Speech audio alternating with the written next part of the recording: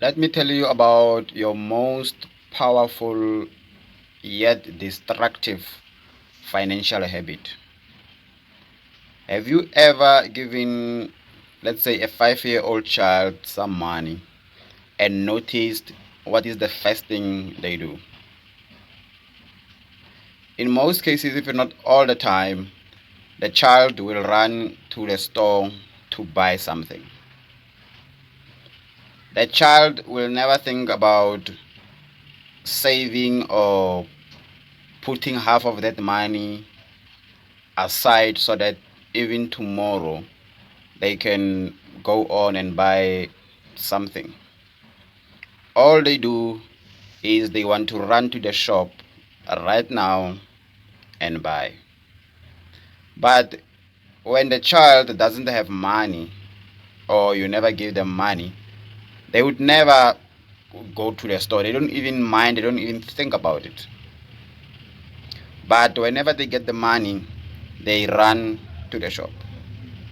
That's called impulse spending.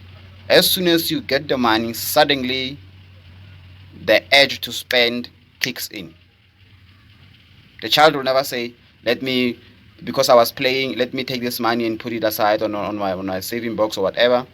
And then they go and continue with whatever they were doing. No, they want to run and spend. That's impulse spending, the most powerful yet destructive financial habit. And even ourselves as adults, most of us, we have taken this destructive habit from our childhood. We carried it on up until we are adults, and it is evident in our current everyday life, whereby whenever you get paid, you want to stop by a restaurant and start spending. You want to stop by a club and start spending. You want to stop by a chisanyama or something and start spending, all in the name of thanking yourself. Because as human beings, we have a way of convincing ourselves to do something that is wrong or something that is destructive to the things that we want to achieve. So we tell ourselves that, you know what, I have worked so hard myself the whole month. Now I deserve to go out and spend. But the unfortunate thing is that we don't spend according to our budget. We spend first. Some of us will spend 30% of our income before we even draw out our budget, if we do have a budget. So we spend before we plan. We don't plan and then spend according to the budget. To prove to you how powerful this habit is, most of us will park our cars at home once we run out of money to put for fuel to work. So we'll come with great ideas. When we are broke, we've got great ideas on how to make the little that we have go a long way. So we will come up with ideas of lift clubs, whereby this week we're using someone's car. We give the person petrol money, fuel money, and then all of us, maybe let's say 4 5, we use one car to work and we save on fuel. But then come month and everybody is driving their own car. Mostly for the first 7 days after getting our income, everybody will be driving their car. We would be taking lunch boxes the whole month or from the middle of the month until we get paid. After we get paid, suddenly we eat takeaways. We no longer carry lunch boxes. Now we take pocket money to work. When we get there, we buy food at the cafeteria or we go out to the mall. But when we are out of money, we find ways to make it until the next payday. That's how powerful this habit is. On paydays, most of us will find excuses to knock off early so that we can go and start spending. Supervisors or business owners will get numerous excuses. People will go to their boss and ask to knock off early just for no reason. Come up with an excuse, say, can I go home early? Sometimes you don't even have a reason. Sometimes somebody will tell their supervisor they need to go inside the bank, because by the time they get to town, by the time they knock off and get to town, the bank will be closed. So they want to hurry and get inside the bank. Some will lie and use their child to knock off early, telling their supervisor that their child is sick, they want to take their child to the doctor. All this happen on payday. But anytime during the month, you will never hear of this many excuses. Maybe one or twice.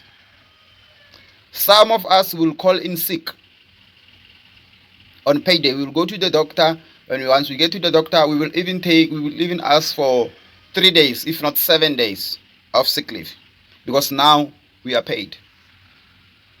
That's how powerful this habit is. Some of us will wait for our money at clubs at midnight. You know this thing of money will be in after midnight. Most of us will wait for our money at the club. Once we get the notification from the bank, we start spending. We would even call our friends, don't worry, come with me, the money will be in after 12. And then we start spending. This is how powerful this habit is.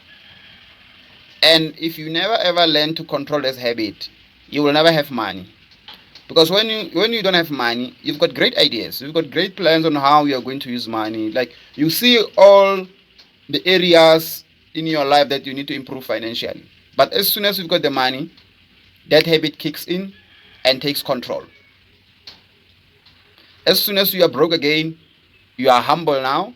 Now you can think about good ideas on how to save money and use it wisely. So until you learn to fight this habit and conquer it, you will never have money to save or invest, because you will never have money lying around. Remember, for you to invest, an investment opportunity must find you with money.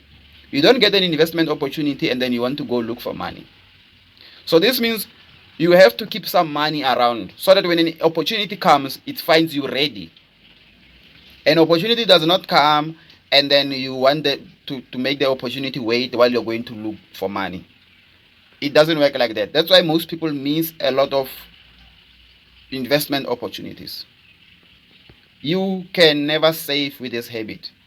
Any money you have lying around, you are going to spend it. And that's why some people will save some money and put 32 days notice on it. You have to ask for it 32 days before. Why? Because people do not trust themselves. They know that if this money is lying around, I'm gonna spend it. It is a good strategy, but you are not solving the problem. It is a good strategy not to have money lying around, but you will still have the problem of your emotion controlling you around money.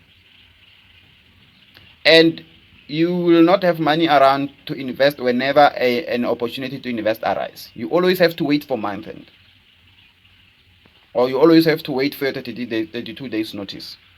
So learn to control your emotions around money. Don't lock your money away in the bank and say, I'm fighting this habit. No, you have to learn self-control. Money needs a lot of self-control. Without self-control, and this applies to every area of your life, it's not just financial. You need to learn self-control, control your emotions around money, or you will never ever make it financial. There are people who make millions. Maybe they win the lottery, or they were involved in a car accident, and then the road accident fund pays them millions. They go on a spending spree until all the money is gone. That's because that person doesn't have self-control around money. And that's why most of us are broke within 7 days of getting our income. Impulse spending. Learn financial self-control.